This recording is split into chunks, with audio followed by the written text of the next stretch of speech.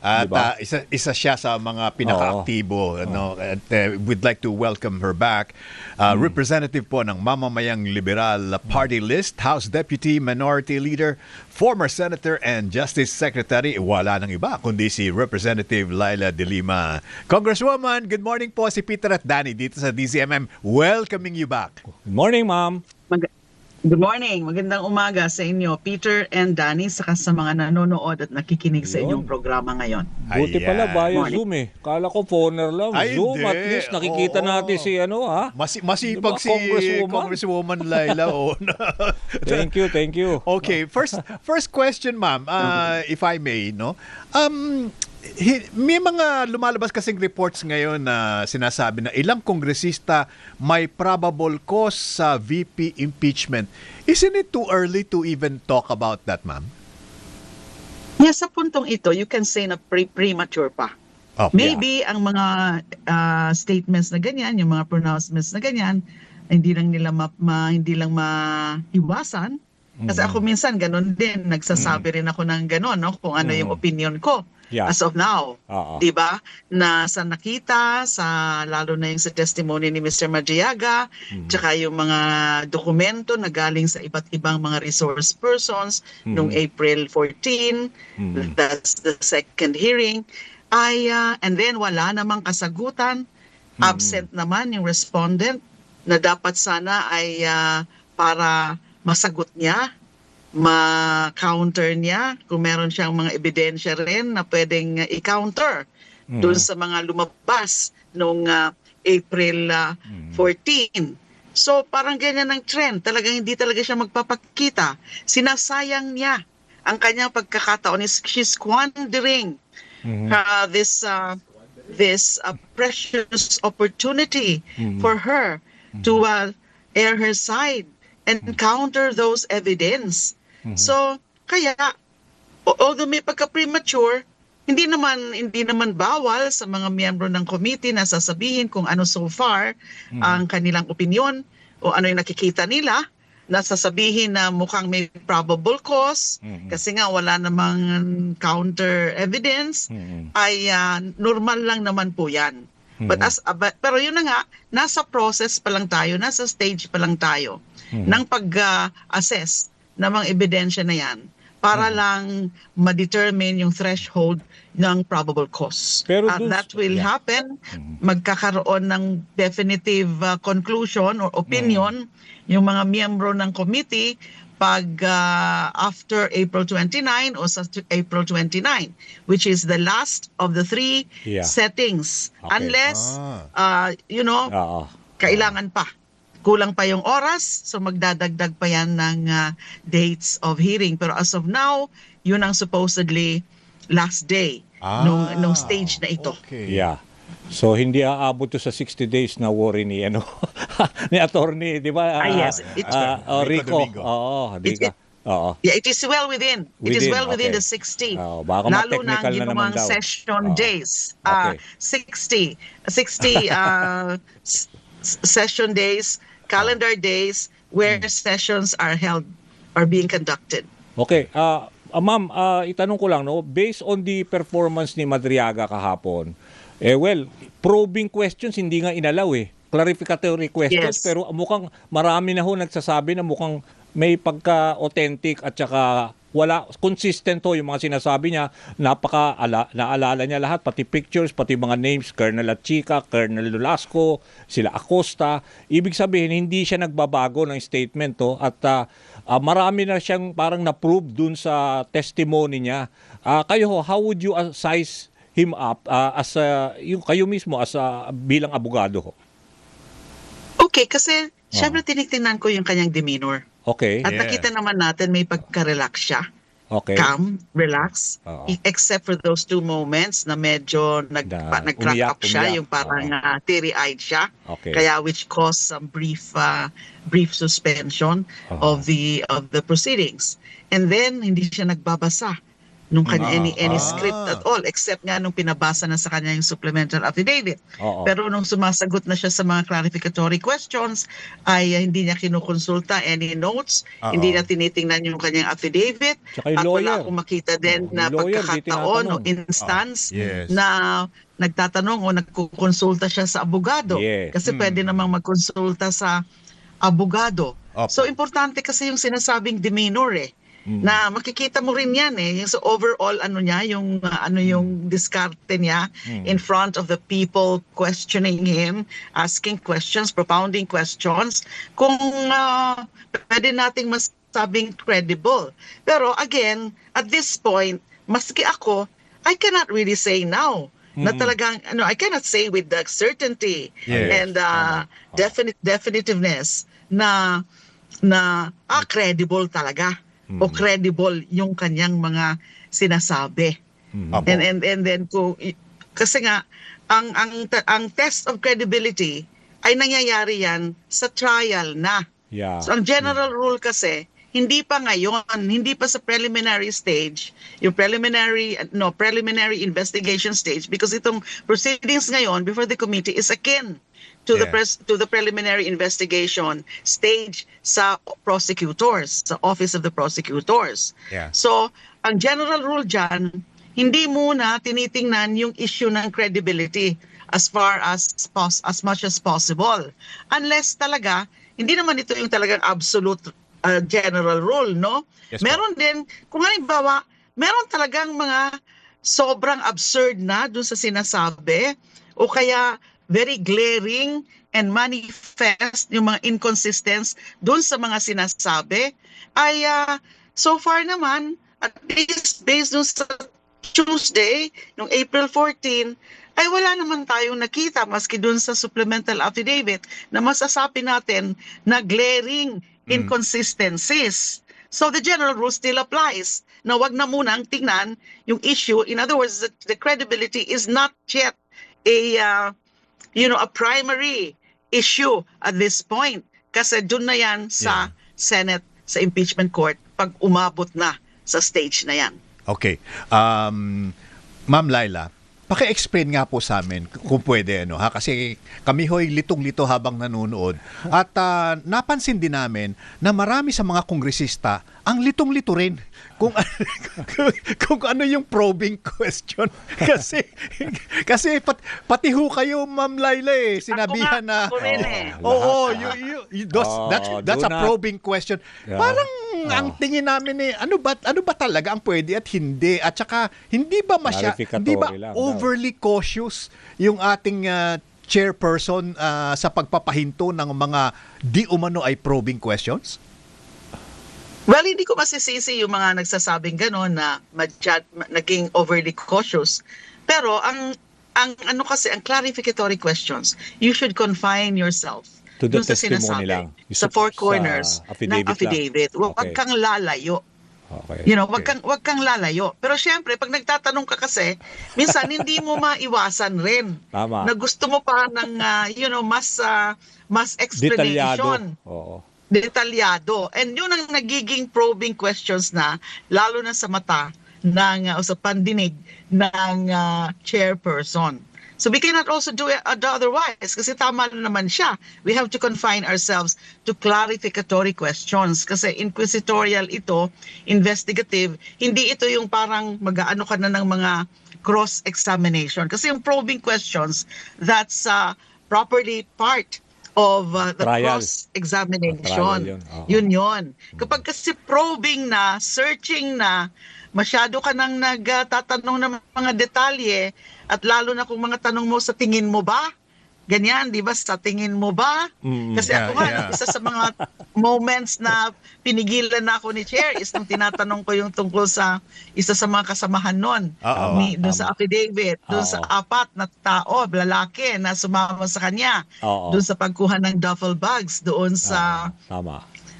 yung pagpunta muna nila doon sa DepEd compound. So Apo. isa doon yung Arman. And then sinabi niya na wala na daw, namatay na daw. Pero meron siyang sinabi something like, ewan ko kung pinatay o namatay. Yeah. Ganon. So I wanted sana to ask more about that. Bakit mo sinabi na pwedeng pinatay? Pero pinigilan na rin ako doon para kasi nga nagiging probing na rin. And then yun din another moment na natatandaan ko sa questioning ko kasi may ano doon, may paragraph sa supplemental affidavit yung inaano niya na parang he feels betrayed Yeah. kay VP Sara after all he has done to her and the father. Yes. Yung mga inutos nila sa kanya, yung mga pinagawa sa kanya ay hindi siya tinulungan nung siya ay kinasuhan na ni Harry Roque, pinakasuhan na ni Harry Roque. Kidnapping. Kasi nga inaasikaso dapat ni Mr. Madiaga yung concerns ng farmers, a group of farmers from Mariveles, Bataan. Oo. So, nagtatanong ako as a follow-up question, so, ibig sabihin galit kayo kay VP Sara.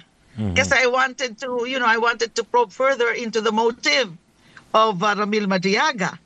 Kasi wala namang indication na siya ay kino-coerce sa pag-execute niya ng mga affidavit, both the original and supplemental affidavit.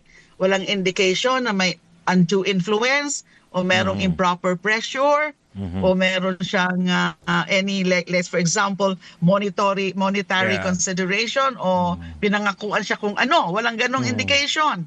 So ang nakikita kong motive talaga dito, and I think to me it's evident doon sa kanyang na pagsabi na he feels betrayed, so may galit siya. And that is a motive, and it doesn't mean it is is a motive that can destroy your credibility.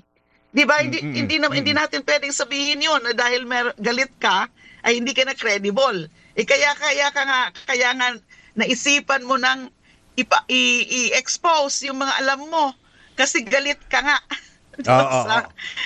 Nagalit ka doon sa tao. May agenda, in Yes. other words, parang gano'n. May po? agenda. So yun Opo. sana ang purpose ng aking mga probing. Yan. Probing Kaya nga po questions. Pero ang, pinigilan na po ako. ay, opo, pati nga si Yes. Cheljok, pinigilan.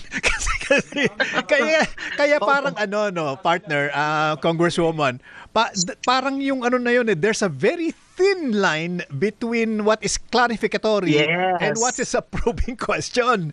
So, You can say that again. yeah. So, There are times na hindi ka sigurado kung yes. ito ba probing. Pero nevertheless, syempre, since naiisip mo na, tatanungin mo na. Kasi yung frame of mind mo rin and yung flow of thoughts mo, ayaw Yes. mong madistorbo yung nasa isip mo. Kaya tinatanong mo na rin. So bahala na kung i-rule Unless ito. na lang masita, di ba? Unless na lang as masita. probing or not. Oo. Yes. Pero, Ang importante na tanong. Ang Oo. importante na tanong. Baka sakali. Yes. pero Baka sakali. Yeah, oo. Pero Congresswoman, yung isa sa mga major highlights nung yung testimony niya, yung willing siya, 'di ba? I-sign yung waiver do sa bank Yes. secrecy law. Yun nga ang naging resulta dahil nga sabi niya ginamit siyang dummy for these mga bank accounts ni former President Duterte. Ito, malaking development to. So, isa yan sa mga, kaya siguro nasumpi na nga si former Senator Trillanes para dun sa anti-money laundering, issue na posible, 'di ba? Maging mailutang yung issue na 'yon. For now ho ba may confirmation na ba sa April 22 na dadalo si former Senator Trillanes ho? Opo, dadalo siya. Ako po yung yun. nag-motion. Oo. Ako po yung nag-move na ipasabina siya ad testificandum and tusis tecum kasi magte-testify siya. Oo. At saka magdadala siya kung ano mang mga dokumento meron siya. And this is a sort of a predicate, a prelude to yung pag-ano naman ng AMLAC. Kasi remember, pinasabina Yeah. din yung AMLAC for April 22. Nadadalhin nito supposedly certifications Okay. kung meron ba o wala na mga flagged, covered and suspicious transactions. So Mga parang bank predicate, transaction. Oo. prelude nga yung magiging testimony para maging may basis. And sa complaints naman, yung both complaints, sa Bali et al. And Cabrera complaint, pareho naman sila nag-allege as a main ground yung unexplained wealth. Kasi nga, ang maaasahan natin sa testimony ni ni former Senator Trillanes is that yung tungkol nga sa alleged existence of hidden and Yeah. unexplained wealth na purportedly ay contained in undisclosed bank accounts ni VP Sara o singly or jointly with the former president, her father, and yung kanyang asawa, si Man Scarpio. And that itong mga unexplained wealth na ito, itong mga nasa bank accounts na yan, ay hindi dinisclose sa kanyang mga salin mula pa nung siya ay naging public official hanggang ngayon. So, kaya doon magsasentro. Remember, nag-appear na rin si former Senator Trillanes noon sa Quadcom. And therefore, inaasahan natin na uulitin niya at inaasahan din natin na madadagdagan Kompleto. pa. Oo, Meron siya kompleto mga na. panibago siguro Oo, mga bank na mga records. impormasyon Yes. tungkol Yeah. sa unexplained wealth. Okay, let me Yes. just tick off the mga aasahan. So we can expect sa April 22 yung pag-discuss sa ITR ni VP Sara, SALN at now including the bank accounts. Yes. Wow. Not necessarily the bank accounts themselves coming from the banks, Aha. di ba? But from AMLAC. Kasi Exactly. dapat sila yung may-record niyan Oo. nung mga flagged, suspicious, and covered transactions. Yung more than 500 Yes, million yes. Yes, na mga transactions. So, not from the banks, hindi pa pinasabpina yung banks. Okay. Hindi siguro, Ah. hindi pa yan kailangan at this stage. Yung mga yung mga Pwede China yan bank. sa Oo. trial na. Ah, Pero dito, oo. pwede muna yung sa AMLAC. AMLAC. O, Yes. Pero ma'am, ano yun parte yun nung sinumpaang salaysay ni Madriaga, di po ba? Yung nandun kay Madriaga ay tungkol naman dun sa sinasabi niya na mga dummy bank accounts Oo, na binigay Yes. ni former President Na Duterte sa kanya. sa kanyang Yung, pangalan Yes. na pina-open down ng former president. Yeah. Although siya mismo, wala daw siya any personal transaction tungkol doon sa mga bank accounts na yon kasi dami nga. Yeah. Parang pinapapirma lang siya ng mga cheque. Blanco pa yung mga payee, blanco pa yung mga dates. Basta pinapapirma siya ng mga cheque kasi sa pangalan niya. And malaking bagay yan na meron siyang openness and willingness to to open. ipa-open. Kaya nga nag-issue siya ng Waiver, waiver. Malaking bank bagay po secrecy. yan. Oo. So that means meron tayong maasahan na corroborative doon sa punto na yon. Yun nga. Yun nga, yung kay Madriaga. yun Pero nga. yung kay Senator Trillanes, yung mga hidden and unexplained wealth ni mga undeclared bank accounts ni VP Sara or mga joint accounts with the father and or the husband. So magkaiba yon. Okay. Magkaiba yon yung sa kay Mr. Madriaga. Okay, so yung gusto ko lang i-follow up yung tinatanong din ni Peter o ni Boss Peter nga, yung tungkol doon sa kay yung dami accounts na kinreate ni former President Duterte sa kanya, kasi 'di ba, sabi nyo kailangan ng corroborative.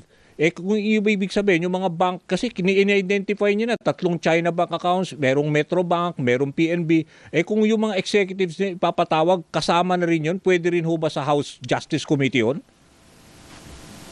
Well, muna, yung tungkol na muna sa waiver, pag-uusapan pa yan ng committee. Ayan. Okay. Tungkol sa kung ano ang gagawin tungkol sa waiver. Okay. Okay. Ano na ba yan? Yung parang gagawin na ba? Oo. Na ipapasabina na yung mga Yun bank nga accounts Oo. na yon at this Oo. stage? Oo. O sa trial na lang? Yeah. Pero the fact itself, yung gesture na yan ni Mr. Madriaga na nag-execute siya ng waiver, ay nagpapakita na mukha ngang may corroborative. Kasi hindi mo kaya gagawin yan kung tinatago mo Kaya, yun tama. o wala ka. Wala Oo, kang ganong oo, mga oo. so-called dummy accounts. Okay. One last from me, Congresswoman Laila. No, Nagiging abogado tayo rito. Oo, partner. parang- Nagigigilo kami Ay, Kung parang ano yung probing nga hindi na maiwasan Pag si... Kayo ang nagpo-probing. Kayo ngayon ang nagpo-probing. Yes. Ay, nako. Oh, sige, Ito na lang. partner. Oh. Last na lang sa akin, Congresswoman. Ano, ha? So, tama po bang sabihin na you have to vote on this issue on probable cause on or before April 29? After siguro. Maybe sa April 29. Hindi pa siguro pwede before April 29. Kasi After nung last sa hearing. depende nga kung matapos na lahat sa April 22, I don't know kung mismo sa April 22 magdedetermine na ng probable cause. Yeah. Although baka hindi. Kasi Yeah. after yung issue na yan ng unexplained wealth, yung mga non-disclosure sa SALENS na tatalakayin nga sa April 22, ay meron pa tayo yung ground tungkol sa threats. Di ba? Yung isa pa plot yun eh. Oo, to isa pa yun. assassinate Oo. the president, Aha. the former speaker, Oo. and the first lady. At ang sinabina dyan, o isasabina, I'm not sure kung na-issue na yung sabina o isasabina pa lang, Oo. ay yung nandun naman sa NBI. Yung sa NBI, yung agents, yung unit na nag-iimbestiga dyan sa bagay na yan. So pinapasabina yung records ng NBI investigation on that aspect. So I'm not sure kung kakayanin na yan iti-take up din sa April 22 o sa April 29 na. Pero yan na yung magiging last Siya na lang sana. Pero, na ground na itatackle. Kaya pwede na sa April 29 mismo meron na, magkakaroon na ng voting. I'm not really sure, pero the possibility is there na magkakaroon na ng voting sa April 29 pagtapos Uy. na lahat yung Oo. mga tungkol nga doon sa mga grounds na ine-establish yung probable cause. Otherwise, another date needs to be set for that purpose alone, which is the voting. Para malaman na kung dadalhin na nga sa Senado. plenary. Plenary. So depende Okay. yan. So ang magiging disposition yan is either nga may probable cause o wala. Ayun. Kung may probable cause, then isasubmit yung report and recommendation with the articles of impeachment, the proposed articles of impeachment sa plenary. Kung walang probable cause, then yung resolution and recommendation would be dismissal. At dadalhin din yan sa plenary. Kasi theoretically, ang plenary can still reverse Ayun. the decision by 1/3 Yeah. of the members of the plenary can still reverse Oo. yung decision ng committee. Okay. Okay. And with that, we say thank you very much. Marami na kami na-cover. Oo, for the record, Congresswoman, we only asked clarificatory questions. Baka That's marami pa debatable. sana kaming questions pero kulang na tayo sa oras. Di ba, partner? Ma'am So, Laila, thank you so Salamat, much. It's Kong always a joy Laila. talking to you. Salamat, Kong Laila. Salamat din po. Salamat din po. Have a good day. Ayan. Si Representative Laila De Lima ng Mamamayang Liberal Party List, House Deputy Minority Leader, former Senator, and Justice Secretary. Ang oras!